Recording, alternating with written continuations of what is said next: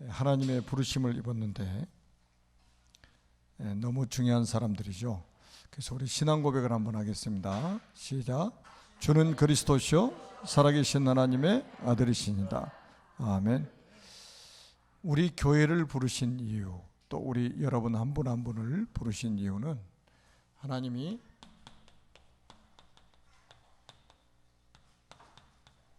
세계 복음화 때문입니다.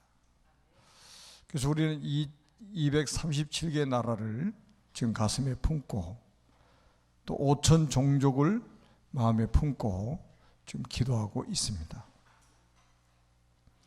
그러면 어떻게 우리가 세계 복음화를 할 수 있을 것이냐, 이게 이제 중요하잖아요. 우리의 방법이 아닌 하나님의 방법으로만 가능합니다.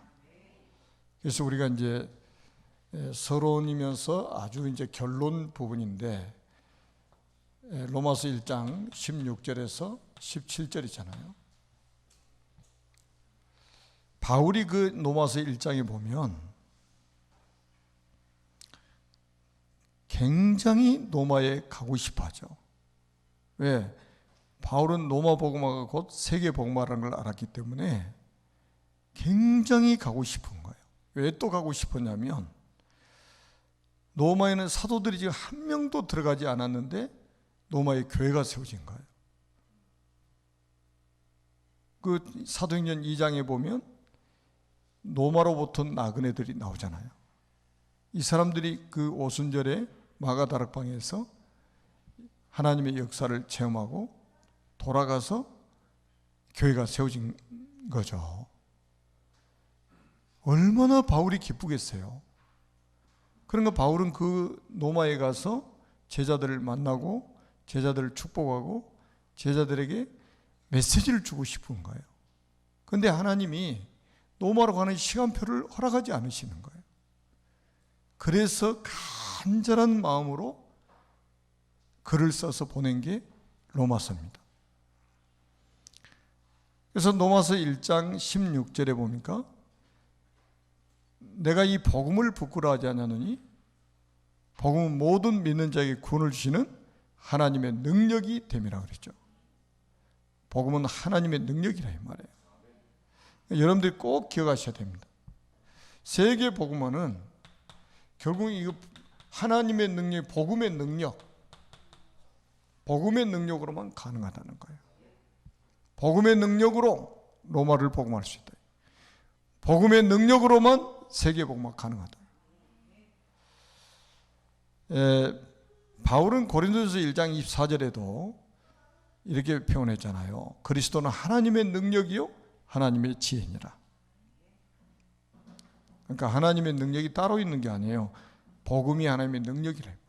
그리스도가 하나님의 능력이고 하나님의 지혜라 이거예요. 로마 살 수 있는 것은 복음밖에 없다 이거예요. 세계를 살 수 있는 것은 복음밖에 없다 이거예요. 그 이유를 알잖아요. 우리는 왜 복음이어야 됩니까? 여러분, 아담의 후손은 절대로 안 되게 돼 있습니다. 왜냐? 아담의 후손은 창세기 3장 이 원죄 사건에 걸려있기 때문에 그래요. 지금 사람들은 원죄를 잘 몰라요. 교회를 다니는 사람들조차도 원죄를 잘 모릅니다. 이게 얼마나 무서운 죄인지. 내가 직접 지은 죄는 아닌데 나를 저 지옥까지 가게 만드는, 나를 완전히 멸망시키는, 나를 저주 가운데 재앙 가운데 빠뜨린 죄가 바로 이 원죄란 말이에요. 그러니까 이 원죄를 모르니까 복음 강조를 안 하는 거예요. 복음이 그렇게 중요하지 않는 거예요. 복음 아니면 이게 해결이 안 되는데 사단을 어떻게 복음 아닌 다른 걸로 이길 수 있겠냐 이 말이죠. 사단이 가져다준 저주 재앙을 어떻게 복음 아닌 걸 가지고 막을 수 있겠냐 이 말이죠. 지옥의 배경을 복음 아닌 다른 것으로 막을 수 있겠습니까? 불가능인 거예요. 그래서 우리에게 약속한 게 뭡니까? 여자의 후손이란 말이에요. 여자의 후손. 그게 창세기 3장 15절에 약속했잖아요. 여자의 후손이 뱀의 머리를 상게 할 것이다. 이게 구약성에 오시지도 않았는데 오실 거라는 예언만 믿는데도 사단의 세력은 완전히 박살나버리는 거예요. 벌써 이 약속이 선포될 때 이 사단은 이미 박살난 거예요. 이 언약 붙잡기만 하면 사단은 박살나버리는 거예요. 여자의 후손이 누굽니까? 장차 오실 그리스도 아닙니까? 아니, 어떤 미친 인간이 성경을 해석을 했는지 모르겠는데, 어떤 성경에는 여자의 후손이 그리스도가 아니라고 주석을 달아놨다니까. 그 성경 주석 아무나 답니까? 신학자들이나 목회자들이 하잖아요. 그 구원 못 받은 게 틀림없는 거예요, 그 사람은. 여자의 후손은 장차 오실 그리스도 이야기란 말이에요. 그리스도만이 창세기 3장의 이 원죄 문제를 해결할 수 있다는 거예요. 여러분, 지구상에 태어난 모든 사람이잖아요. 어머니, 아버지가 결혼해가지고 태어난 모든 사람은 아담의 후손입니다. 그 말은 법적으로 원죄를 가지고 태어나는 거예요. 영적인 유전으로 가지고 태어나는 거예요. 그러니까 내가 태어나가지고 죽을 때까지 죄를 한 번도 짓지 않아도 지옥 갑니다. 아니, 아이가 무슨 죄가 있어서 지옥 가냐고 이렇게 따지는 사람도 있습니다. 여러분, 1초를 살아도 인생이고 100년 살아도 인생이에요. 절대로 속으면 안 돼요. 그리스도 아니면 절대 구원 못 받는다니까요. 그러니까 이 복음의 능력을 우리가 믿음으로 우리가 받아들이기만 하면 하나님께서 우리를 의롭다고 여기신다 이 말이에요. 그게 1장 17절 아닙니까? 이게 바울이 하박국 2장 4절 말씀을 인용한 거예요.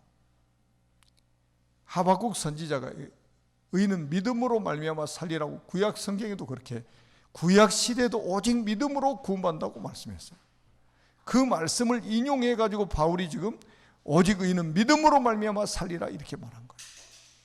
그런데 이게 하박국 선지자가 한 이야기가 아니에요. 창세기 15장 16절에 보니까 아브라함이 여호와를 믿으니 이를 그의 의로 여기셨다고 이렇게 말씀하고 있어요. 행위로 구원받을 수 있다고 말하는 것은 그건 진짜 저주입니다. 다른 복음 전하는 거예요. 행위 자꾸 구원을 강조하는 것은 다른 복음 전하는 거라니까요. 갈라디아서 1장 6절에서 9절에는 다른 복음 전하면 어떻게 된다고 그랬죠? 하늘에서 온 천사라도 저주받는다고 그랬어요. 그러니까 다른 종교에는 구원이 있을 수가 없는 거예요. 다행히 그 구원 강조하잖아요. 우리가 어떻게 행위로 구원받습니까? 이 원죄를 가지고 태어나는데. 이게 지금 오늘 어제 이야기입니까 지금? 수천 년 전에 있었던 이 원죄를 태어나면서 가지고 태어나 버리는데 어떻게 이 문제를 해결합니까? 행위로 어떻게 해결합니까? 108번뇌 한다고 해결됩니까? 제수복 입고 다니면 해결됩니까? 불가능한 거예요. 그래서 하나님이 그리스도를 보내가지고 단번에 그냥 이 문제를 해결해 버렸어요. 그래서 이걸 믿음으로 받아들이기만 하면 하나님 우리를 의롭다고 인정하시는 거예요. 여러분, 이 말씀이 얼마나 위력이 있는가 보세요. 능력이 있는가 보시라니까요. 이 말씀을 또 루터가 붙잡고 종교개혁했잖아요. 천주교에서 행위 구원 강조할 때 루터는 아니야, 오직 의인은 믿음으로 말미암아 구원받아, 이걸 딱 기치로 내걸었는데 하나님이 세상을 뒤집어 버린 거예요. 한 사람이 딱 그 말씀 붙잡았는데. 그래서 제가 요즘에 계속 신앙의 기준이 뭡니까? 하나님 말씀이라고 그러잖아요. 제일 저는 걱정되는 사람이 신앙의 기준을 말씀으로 삼지 않는 사람이에요. 우리 열심히 신앙 기준 되면 안 돼요. 우리 감정도 신앙 기준 되면 안 돼요. 경험도 신앙 기준 되면 안 됩니다. 우리가 알고 있는 지식, 신앙 기준 되면 안 돼요. 사람의 여론, 이건 신앙의 기준이 아니에요. 오직 하나님의 말씀만 우리의 신앙의 기준이 되어야 된다는 거예요. 그래서 완전히 여러분들이 말씀에 순종하도록 아주 길들여질 정도로 각인 뿌리 체질이 딱 돼야 돼요. 그래서 말씀에 집중하는 거예요. 자꾸 이런 것 말씀에 집중하지 않고 다른 것 자꾸 집중하게 되면요, 여러분 인생에 굉장히 문제옵니다. 하나님 말씀에 집중을 해야 돼요. 저는 지금 매일이 사실은 주일이지만 이번 주는 특히 그냥 주일부터 매일이 주일 같아요. 그냥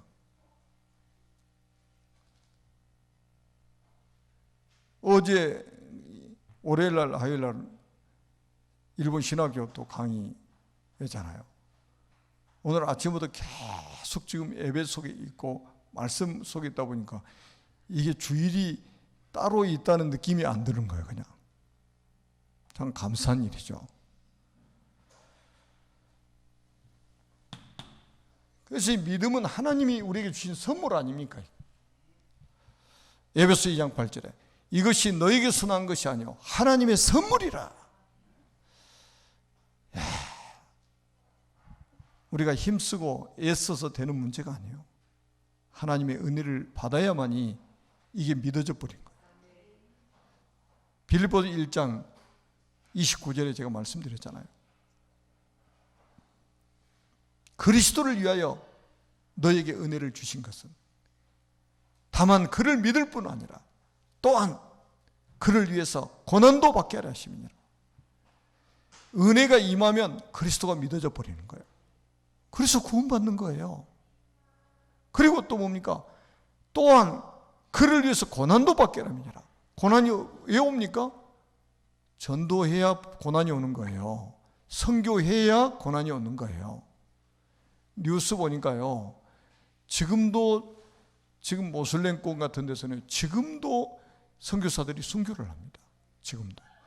여러분 지난주에 방글라데시 그 목사 있잖아요. 친척들이 이제는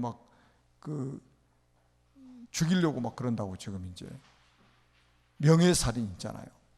명예살인. 집안 식구들이 죽이려고 그러는 거예요, 지금 이제. 그래서 안전한 곳으로 이렇게 집을 옮기고 그런 긴급 기도 제목이 올라와 있더라고요. 복음 안전한데 왜 핍박합니까? 단풍 구경하러 돌아다니는데 핍박합니까?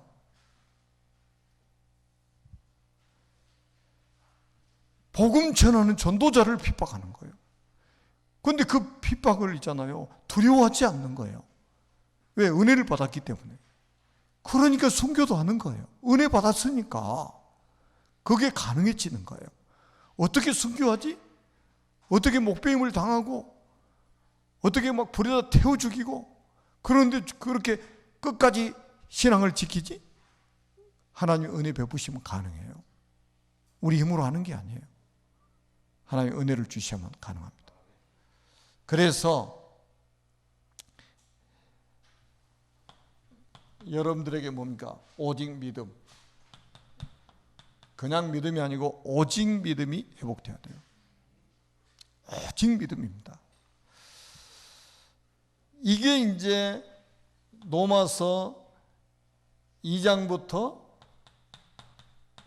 11장까지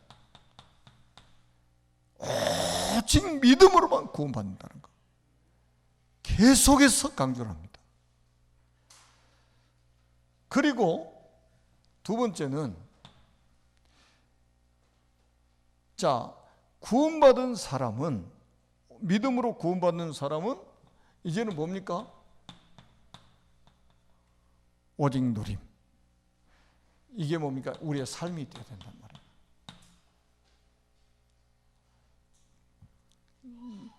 여러분 삶을 강조하니까 또 행위 이야기한 것 같은데 이게 누리는 거예요. 누리는 거. 그리고 어떤 사람이 세계복음할 수 있느냐? 이 두 개가 된 사람을 뭐라고 하냐면 제자라고 하는 거예요. 이게 로마서 16장 아닙니까? 이게 이제 12장부터 15장 아닙니까?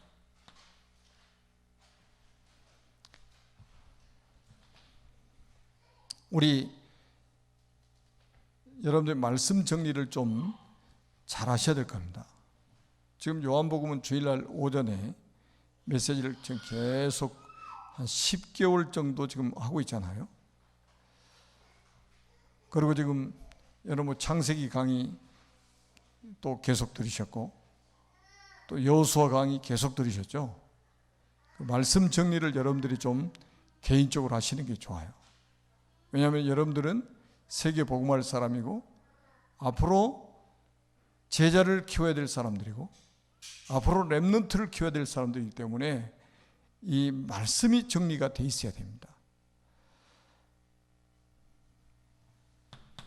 자, 좀 간단하게 말씀을 드리겠습니다. 로마서 2장에 보니까 하나님의 심판의 기준이 뭐냐?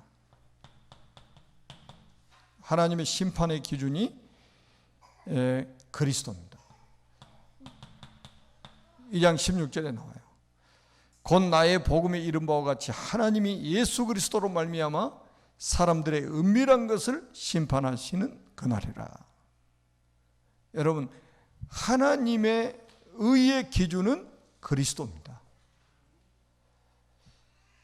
다른 것은 절대로 의의 기준이 될 수가 없어요.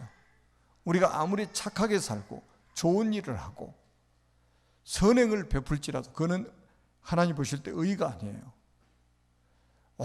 오직 그리스도만이 하나님의 의예요. 그래서 그리스도가 모든 심판의 기준이 될 것이다. 그리스도를 믿느냐 안 믿느냐, 이것이 결국 심판의 기준이에요. 그 여러분들이 얼마나 복받았는 가 보시라니까요. 그리스도가 딱 기준이잖아요.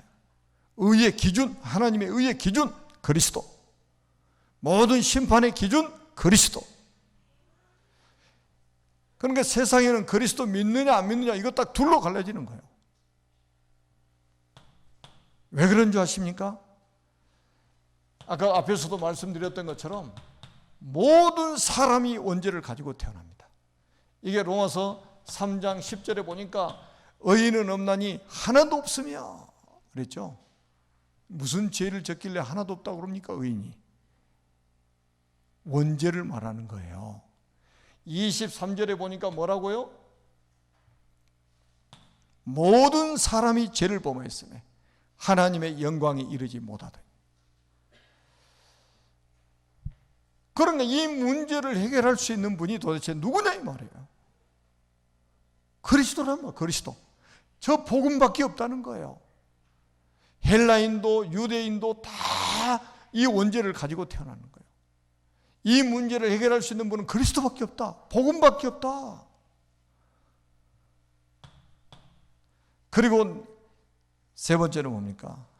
그래서 4장에 보니까 행위로는 절대 구원받지 못하고 오직 믿음으로만 구원받는다. 행위 구원은 없다 이거예요. 오직 믿음으로만 구원받을 수 있다. 그래서 교회 안에서요 자꾸 행위 강조하면 안 돼요. 그 아이들이 뭐 이렇게 떠들고 막 이제 이렇게 그러잖아요. 그럼 벌써 우리는 긴장이 돼가지고 막 통제하려고 막 그러잖아요. 예배 방해하려고 그래. 방해하려고 그래.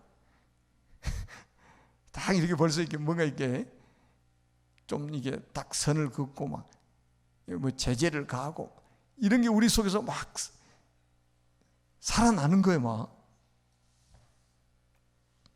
이게 우리 속에 율법적인 성향이 있어서 그래요. 저는 이제 저도 이 율법적인 성향이 저는 없겠습니까? 저 똑같죠. 근데 저는 아이들이 목소리가 막 들리면 너무 좋은 거예요. 여러분도 그러시잖아요. 아멘? 아니, 렘넌트들 목소리 들리면 얼마나 좋아요. 어린 렘넌트들 목소리 들으면 너무 좋은 거예요.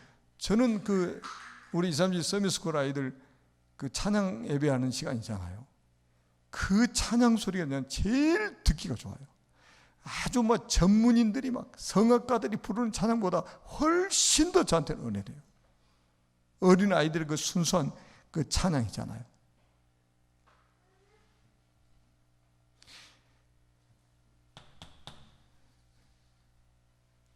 어떻게 우리를 구원하셨습니까? 십자가의 사랑으로. 로마서 5장 8절에 우리가 아직 죄인 되었을 때 그리스도께서 우리를 위해 죽으심으로 하나님께서 우리에게 대한 자기의 사랑을 확증하셨느니라 그랬죠.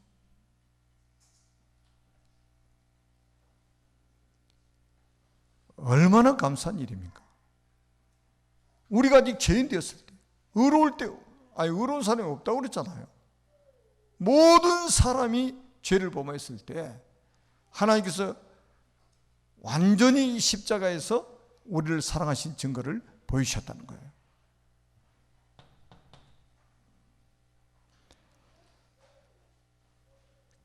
그래서 이 십자가의 피로 구속하시고 나서 이제는 뭡니까? 완전히 그리스도하고 연합하도록 만들어버린 거예요.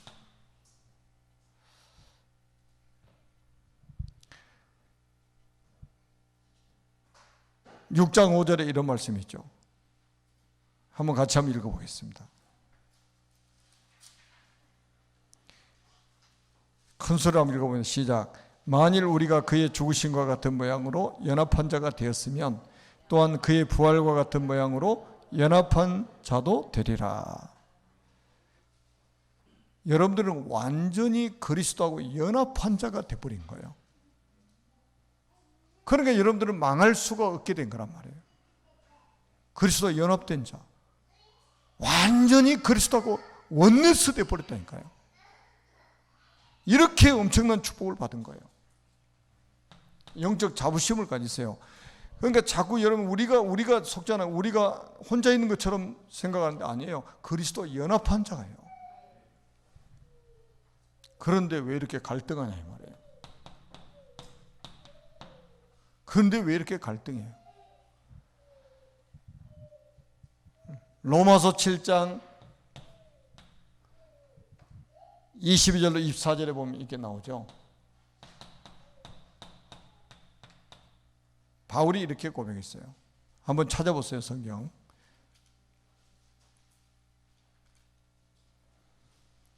(7장 22절에) 보면 같이 한번 읽어봅니다. 성경 찾으세요. 같이 한번 읽겠습니다. 시작. 내 속 사람으로 하나님의 법을 즐거워하되 내 지체 속에서 한 다른 법이 내 마음의 법과 싸워 내 지체 속에 있는 죄의 법으로 나를 사로잡는 것을 보는도다. 오라 나는 공고한 사람이로다. 이 사망의 몸에서 누가 나를 건져내랴. 자, 아니 구원받았는데 그리스도와 연합이 됐는데 왜 나는 이렇게 갈등하냐 이 말이죠. 하나님의 법과 죄의 법이 싸우는 거예요. 내 안에서. 그래서 갈등이 일어나는 거예요. 여러분 이 갈등이 일어난다는 자체가 살아있다는 증거예요. 구원받은 증거예요. 아예 구원 못 받은 사람 이 갈등도 없어요. 나는 하나님의 법을 따라가고 싶은데 이 죄의 법이 한쪽에서 또 막 살아나요. 그러니까 이게 충돌해가지고 막 싸우는 거예요. 그래서 갈등하는 거예요. 바울이 그러잖아요. 오라 나는 공고한 사람이로다. 이 사망의 몸에서 누가 나를 건져내랴. 구원받은 사람도 갈등합니다. 저도 갈등하고 여러분도 갈등하시죠. 갈등 안 하면 그리스도지. 진짜 구원받으면 하나님의 법이 나를 사로잡고 있기 때문에 죄를 안 짓고 막 의를 행하고 싶잖아요. 말씀대로 살고 싶잖아요. 그런데 한쪽에서 또 뭐예요? 한쪽 법이, 죄의 법이 막 나를 또 끌어가는 거예요. 또 죄의 법이 막 나를 끌어가는 거예요. 그래서 막 죄짓게 만드는 거죠. 또 그러니까 두 개가 막 갈등하니까 싸우는 거예요. 싸우니까 갈등이 일어나는 거예요. 아니 나는 안 할 거야. 나는 하나님의 말씀에 순종할 거야. 아니 죄의 법이 또 나를 끌고 와요. 그래서 갈등이 일어나는 거예요. 그게 구원받았다는 증거예요. 갈등하면 감사하세요. 그러니까 낙심하지 마시고 감사하시라니까요. 그런데 여러분 8장 1절 2절 한번 읽어보시겠습니다. 다 성경 한번 찾으세요. 8장 1절 2절 시작. 그러므로 이제 그리스도 예수 안에 있는 자에게는 결코 정죄함이 없나니 이는 그리스도 예수 안에 있는 생명의 성령의 법이 죄와 사망의 법에서 너를 해방하였습니다. 아멘. 아무리 우리가 갈등해도 괜찮아요. 왜냐? 우리는 신분이 완전히 해방받은 신분이기 때문입니다. 생명의 성령의 법이 죄와 사망의 법에서 우리를 해방시켜버렸다 이 말이에요. 그러니까 여러분들이 조금 갈등해도 문제될 게 없다 이 말이에요. 왜? 이미 해방받은 사람이기 때문에. 죄와 사망의 법에서 해방받았기 때문에. 여러분 사망을 당하지 않아요, 여러분들은. 왜? 이미 해방받은 자예요. 그러니까 뭐 이렇게 예수 믿는 사람들이 막 저주받을까 봐서 두려워하고 그런 거는요, 사단의 속임수에 걸려드는 거예요. 절대 저주를 받을 수가 없어요. 왜냐? 그리스도의 십자가에서 저주를 대신 받아주신 거예요. 그러니까 진짜 그리스도를 믿는 사람은 저주는 끝난 거예요. 뭐 병들어서 죽어도 그건 저주가 아니에요. 교통사고로 죽어도 그건 저주가 아니에요. 물에 빠져서 죽어도 그건 저주가 아니에요. 죽는 방법 중에 하나일 뿐인 거예요. 꼭 누워서 죽어야 됩니까? 저봐, 램도 또 웃잖아, 저게. 아니, 물놀이 하다가 물에서 빠져 죽기도 하고, 자동차 운전하고 가다가 사고 나 죽기도 하고, 병들어 죽기도 하고, 늙어 죽기도 하고, 다 죽는 방법 중에 하나지, 그게 저주가 아니라니까. 꼭 확신하세요. 예수 믿는 모든 사람에게는 저주 끝났다. 십자가에서 저주를 끝내버렸다 이거예요. 자꾸 저주 받을 것처럼 이게 뉘앙스를 풍겨서 메시지를 하고 그러면 큰일 나죠. 여러분 저주 절대 못 받아요. 아멘? 그러니까 안심하세요. 그러니까 평안을 우리가 누릴 수 있다는 거예요. 그러면서 바울은 또 이렇게 이야기합니다. 9장 8절에 보니까 같이 한번 읽어봅니다. 하나님 말씀을 확인하세요. 성경 찾아서 같이 읽습니다. 시작. 육신의 자녀가 하나님의 자녀가 아니요 오직 약속의 자녀가 피로 여기심을 받느니라. 육신의 자녀가 하나님의 자녀가 아니요. 그러면서 뭐라고 했어요? 오직 약속의 자녀.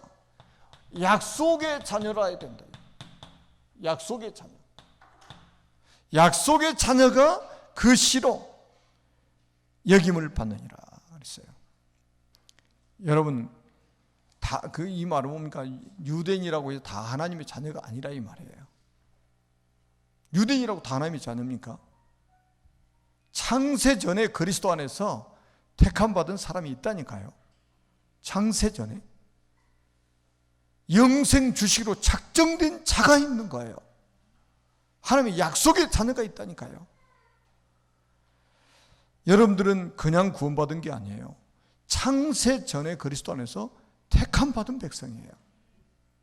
아멘?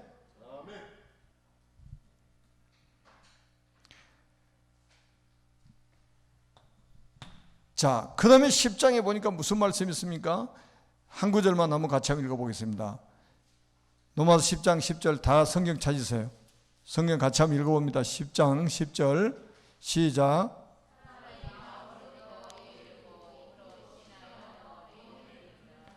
사람이 마음으로 믿어 의에 이르고 입으로 신하여 구원에 이르느니라.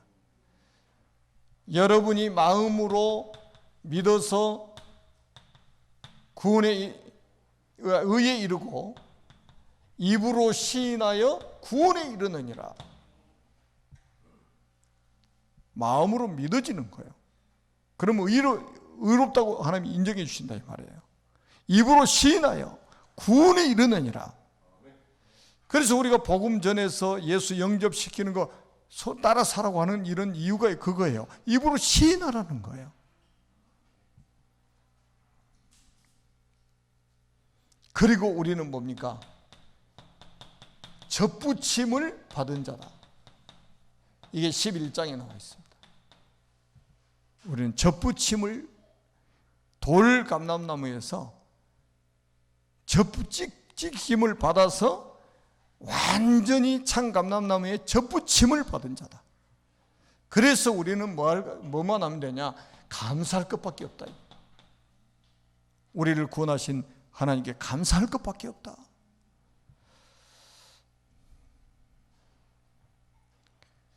자, 구원받은 자의 삶은 뭡니까? 오직 누림입니다.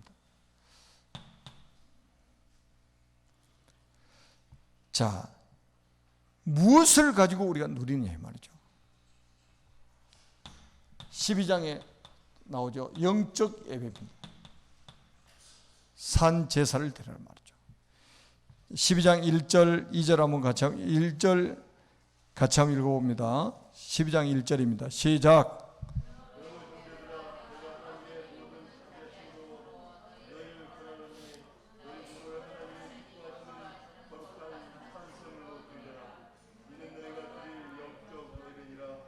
아멘. 영적 예배를 드려라 이거예요. 영적 예배를 누려라 이거예요. 몸만 와 있다고 해서 예배가 아니에요. 영적 예배라 이거예요.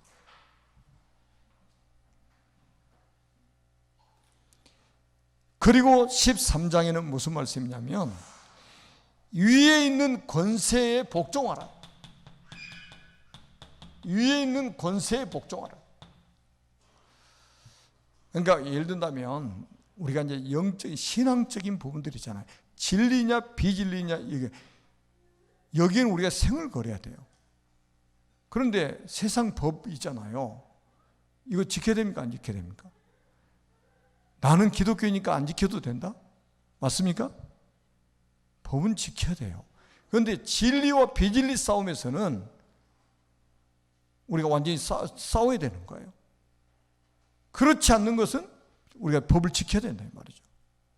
그러니까 제가 늘 이야기하잖아요. 가로수에 있는 그 열매 같은 거 따먹지 말라고. 그것도 법에 저촉돼요.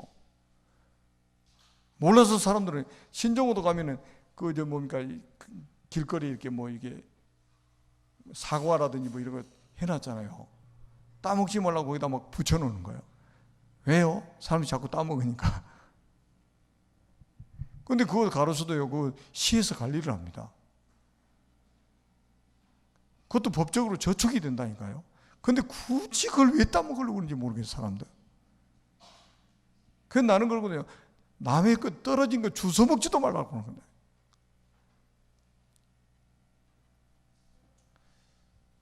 여러분, 우리가 법을 몰라서 어긴다고 해서 우리가 괜찮은 게 아니에요. 모르고 법을 어겨도 그는 법에 저촉이 되는 거예요. 알고 법을 어기면 더 나쁜 사람이고, 위에 있는 권세에 복종하라는 말은 세상 법에도 복종하라는 거예요. 그게 질서예요. 하나님의 질서. 자, 그 다음에 또 보세요. 그 다음에 14장에는 뭐냐? 형제를 비판하지 말라. 형제를 비판하지 말라. 여러분, 우리 그리스도 안에 있는 모든 사람은 다 같은 형제입니다.